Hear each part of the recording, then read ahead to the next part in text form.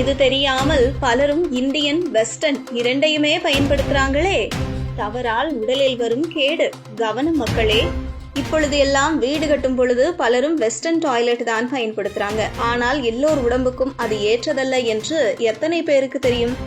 ஆனால் எந்த வகை கழிப்பறை நமக்கு அதிக ஆரோக்கியம் தருகிறது என்பதை பற்றி பலருக்கும் தெளிவான புரிதல் இல்லை. தற்போது அலுவலகங்களிலும் பொது இடங்களிலும் வீடுகளிலும் 2 வகை கழிப்பறைகள் அதிகம் காணப்படுகின்றன. இந்தியன் கழிப்பறை மற்றும் வெஸ்டர்ன் கழிப்பறை. 2 விதத்திலும் தனித்தன்மை, நன்மைகள், குறைகள் உள்ளன. எதை பயன்படுத்துவது ஆரோக்கியத்திற்கு உகந்தது என்பதில் மருத்துவ ரீதியிலும் சுகாதார ரீதியிலும் பல கருத்துகள் உள்ளன.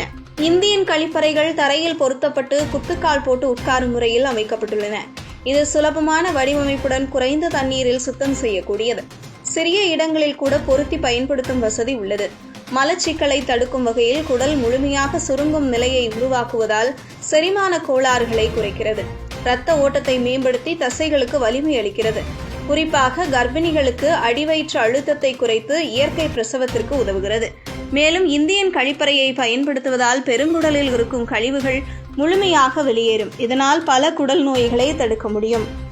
ஆனால் இந்தியன் கழிப்பறைக்கு சில சவால்களும் உள்ளன.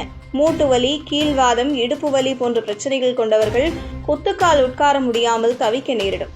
முதியவர்கள் அல்லது அறுவை சிகிச்சை செய்யப்பட்டவர்கள் பயன்படுத்த சிரமப்படுவார்கள். நீண்ட நேரம் தொடர்ந்து பயன்படுத்தினால் முழங்கால் மற்றும் முதுகில் வலி அதிகரிக்கும் அபாயம் உண்டு. எனவே உடல்நல குறைபாடுகள் கொண்டவர்கள் இதனை தவிர்க்க வேண்டும். ஆய்வுகள் படி இந்தியன் கழிப்பறையில் 20 நிமிடத்திற்கு மேல் அமர வேண்டாம் என பரிந்துரைக்கப்படுகிறது. மாறாக வெஸ்டர்ன் கழிப்பறைகள் நாற்காலி போன்று உட்காரும் வசதியுடன் உருவாக்கப்பட்டுள்ளன.